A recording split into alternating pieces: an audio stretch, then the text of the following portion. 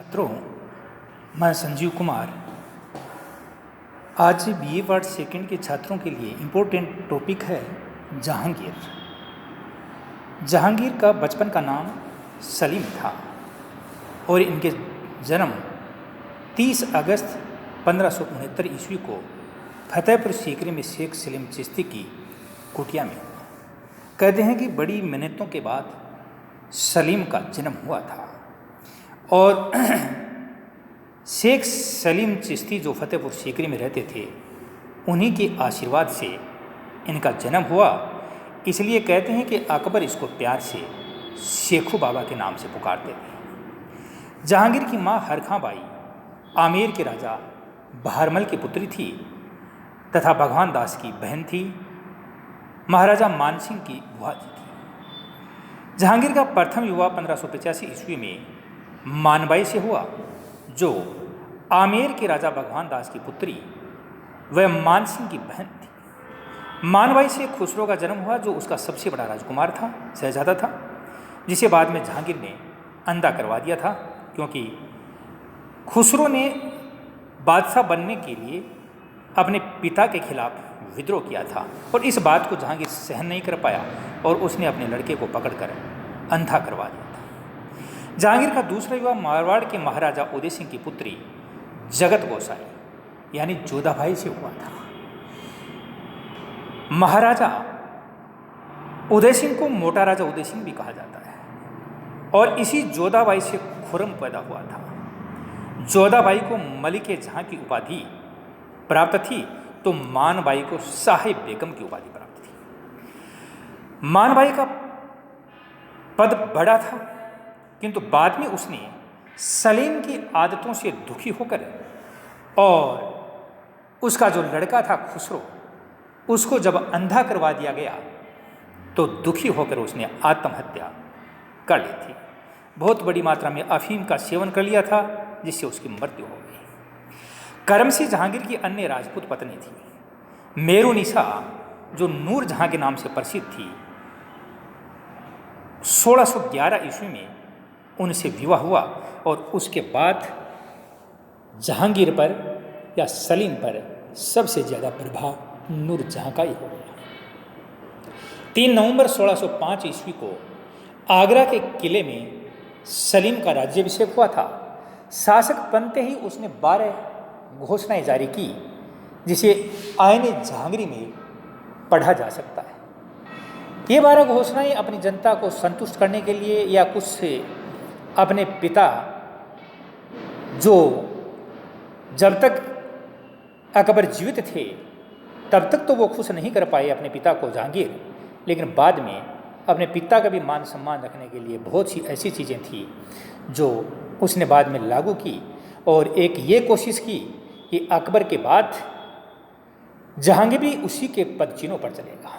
ये 12 घोषणाएं, जिनमें प्रमुख थी जकात, तमगा, मीर बहरी आदि करों का निषेध किया जाए। सड़कों पर चोरी व डकैती के बारे में नियम बनाए उसने। मर्द व्यक्तियों की संपत्ति पर उत्तराधिकार से संबंधित नियम बनाए।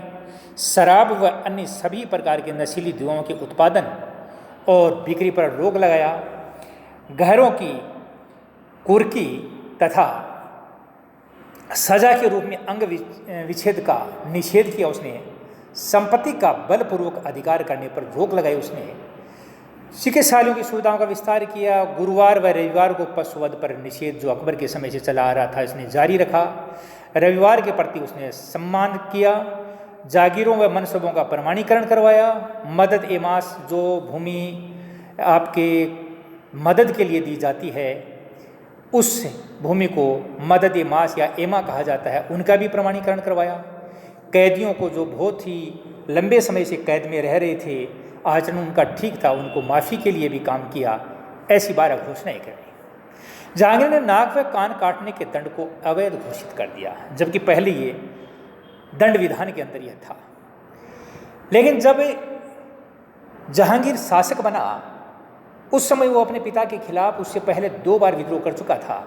इसलिए अकबर के दिमाग में यह था कि सलीम अपनी आदतों से बाज नहीं आएगा, इसलिए क्यों न उसके बड़े लड़के खुसरो को अकबर के बाद बादशाह बना दिया जाए। और उस पर कुछ चर्चा भी हुई उसके ससुर यानी खुसरो के मिर्जा अजीज कोका व उसके मामा मानसिंह भी इसके पक्ष में थे। इसलिए जहांगीर हमेशा ही खुसरो से थोड़ा सा मतभेद रखता था। जब जहांगीर गद्दी पे बैठ गए तो 1606 तक खुसरो का आक्रोश भी फूट पड़ा और वो विद्रोह के लिए उतारू हो गया। खुसरो ने सिखों के 5वें गुरु अर्जुन देव से आशीर्वाद लेकर के अपने पिता के खिलाफ विद्रोह कर दिया और बात यह हुई कि जहांगीर ने उसके विद्रोह को तो दबा दिया, लेकिन इसमें गुरु अर्जुन देव को भी अपने प्राणों की आहुति देनी पड़ी, क्योंकि जहांगीर ने उसको मृत्युदंड दिया। खुसरो ने जहांगीर को पकड़ लिया, विद्रोह समाप्त हो गया और उसे अंधा करवा करके भेरावल नामक स्थान पर वो पराजित हुआ था और उसको बंदियों की भांति कहते हैं उनके सामने पेश किया गया, अंधा करवा दिया गया। जीवन भर वो अंधा ही रहा। बाद में कहते हैं बेटे पर तरस भी आया, उनकी आंखों का इलाज भी थोड़ा बहुत करवाया गया। एक आंख में थोड़ी सी रोशनी आई, लेकिन वो भी पर्याप्त नहीं थी। 1622 में खुरम ने उनकी हत्या करवा दी, क्योंकि खुरम मानता था कि कहीं खुसरो व खुसरो का बेटा उत्तराधिकार के लिए तुम्हारे प्रतिद्वंदी न बन जाए। जहांगीर का एक बेटा था परवेज, जिनका जन्म साहिबा ए जमाल बेगम से हुआ था। चौथा पुत्र था शहरयार, का जन्म भी एक रखेल से हुआ था। इसलिए जहांगीर के 4 बेटे थे, बड़ा खुसरो, उससे छोटा खुरम, फिर परवेज और फिर बाद में आपके शहरयार। जहांगीर का सबसे महत्वपूर्ण शिक्षक अब्दुल रहीम खान एक खाना थे, उनका बड़ा सम्मान करते थे। ये अकबर ने ही उसका गुरु बनाया था, उसका कुछ प्रभाव भी था। जहांगीर के बारे में ये कहा जाता है उसने अपना विजय अभियान पर तो कोई ज़्यादा ध्यान नहीं दिया, लेकिन फिर भी उनके पिता के समय जिन क्षेत्रों के लेकर विवाद था उन पर अधिकार करने की कोशिश की और उसका पहला शिकार हुआ मेवाड़ पर आक्रमण और उसके साथ संधि। मेवाड़ पर 1605 में शहजादा परवेज ने, 8 में महावत खान ने, 9 में अब्दुल्ला खान ने और 1615 में खुरम ने बार बार आक्रमण किए। खुरम ने अमर सिंह को इतना परेशान किया कि अमर सिंह फिर बाद में सुलह पर आ गए और इस रणनीति में खुरम कामयाब हुआ। 1615 में अमर सिंह और जो महाराणा प्रताप का पुत्र था और जहांगीर जिसका प्रतिनिधि खुरम था के बीच एक संधि हुई, जिसे मेवाड़ मुगल संधि के नाम से जाना जाता है। इसमें राणा अमर सिंह ने मुगलों का आधिपत्य स्वीकार किया। मुगलों को 1500 सैनिक यहाँ पर यानी मुगलों के पास अपने 1500 सैनिक छोड़ दिए। राणा ने अपने पुत्र करण सिंह को राज दरबार में उपस्थित होने के लिए कहा और खुद महाराणा के लिए इस पर छूट दी। उसे 5000 जात व सवार का मनसब प्रदान कर दिया गया, यानी करण सिंह को। मेवाड़ का मुगलों द्वारा जीता गया जो क्षेत्र है वो चित्तौड़ का किला भी इस शर्त पर उसे दे दिया गया कि इस क्षेत्र पर वह पुनर्निर्माण का काम नहीं करेगा, यानी टूटा हुआ किला है तो वो टूटा ही रहेगा, जो जैसा है वैसे ही रहेंगे। चित्तौड़ के किले का दुर्गीकरण नहीं करवाया गया। यह महत्वपूर्ण है कि मेवाड़ से भी कोई वैवाहिक संबंध करने के लिए मुगल बादशाह किसी तरह का दबाव नहीं डालेंगे। इस तरह ये खुरम की एक महत्वपूर्ण उपलब्धि थी। अपनी पिता की नज़रों में उसको बहुत बड़ा सम्मान मिला और इसी सम्मान की वजह से जहांगीर खुरम से इतना प्रभावित हुआ कि खुरम को अपनी महत्वाकांक्षाओं का विस्तार करने के लिए बहुत ही अच्छा मौका मिल गया। राणा अमर सिंह ने संधि तो कर ली, लेकिन उसको आत्मग्लानि हुई, क्योंकि जो मेवाड़ का इतिहास था उसके अनुरूप यह संधि नहीं थी।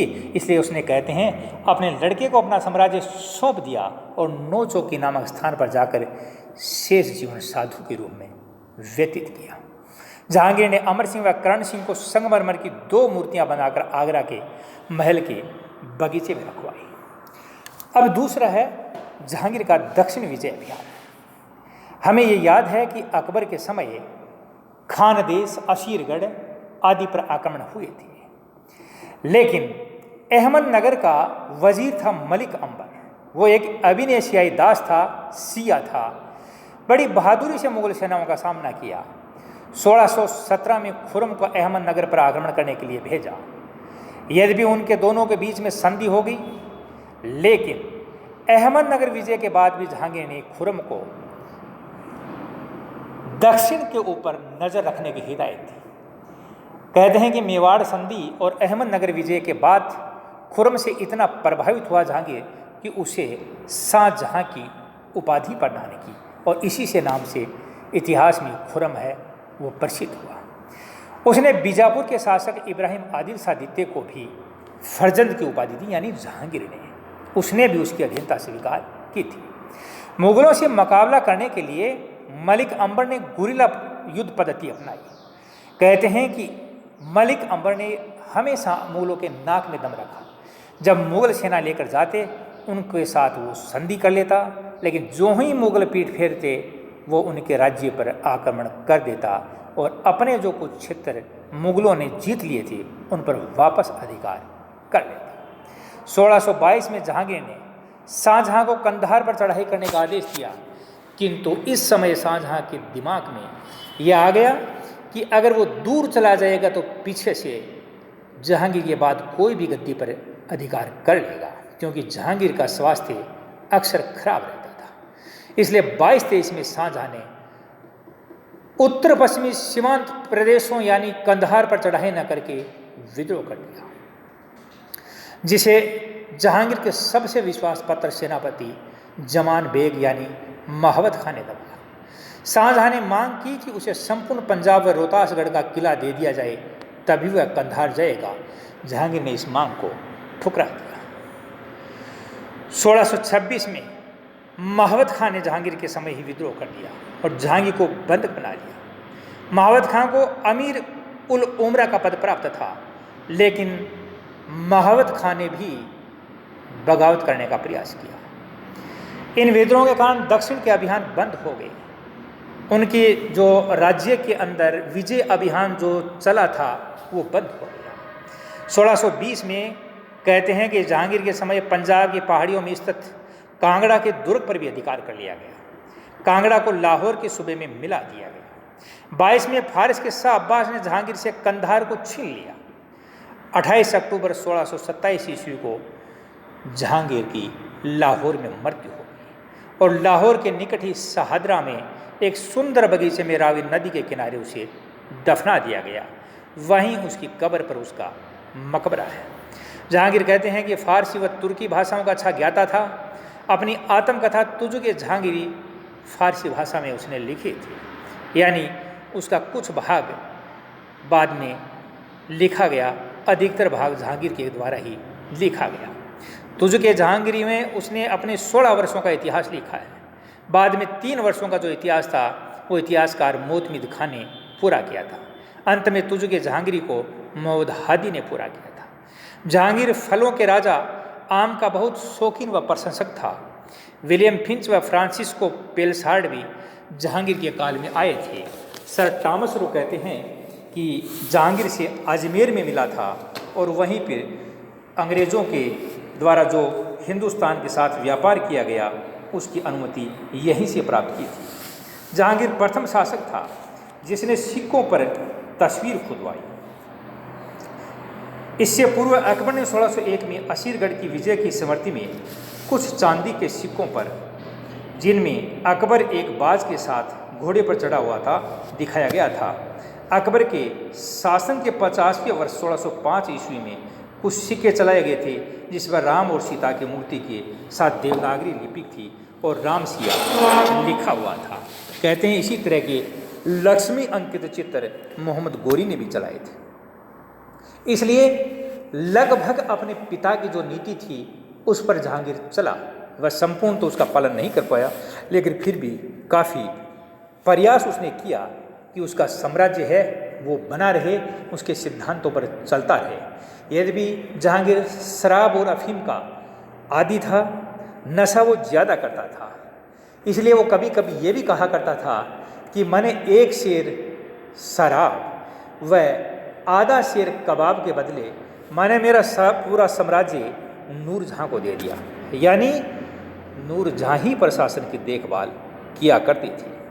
इसलिए 1627 में जब जहांगीर ख़त्म हुआ तो जो मुग़ल साम्राज्य अकबर छोड़ के गया था उसमें थोड़ी बहुत शिथिलता जरूर आ गई, लेकिन राज्य ज्यों का त्यों बना रहा। ये जहांगीर की एक बहुत बड़ी उपलब्धि है कि उसने अपने पिता के साम्राज्य उसे प्राप्त हुआ था, उसको खोया नहीं। धन्यवाद।